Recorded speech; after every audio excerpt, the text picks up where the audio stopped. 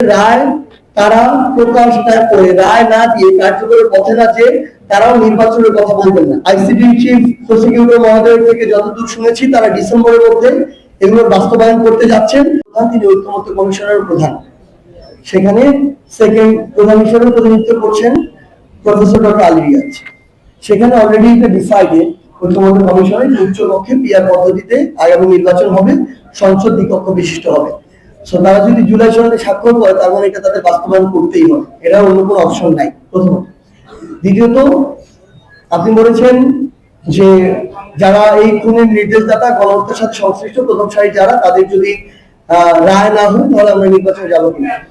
আমরা মনে করি আমাদের আন্তর্জাতিক অপরাধ ট্রাইব্যুনাল বলি, আমাদের বিচার বিভাগ বলি, আমাদের অন্তর্বর্তীকালীন সরকার বলি, তারাও তাদের জায়গা থেকে এই গণহত্যার সাথে সরাসরি জড়িত এবং এদের নির্দেশদাতা যারা, তাদের রায় তারা প্রকাশ না করে, রায় না দিয়ে কার্যকরের পথে না যে তারাও নির্বাচনের কথা বলবেন না।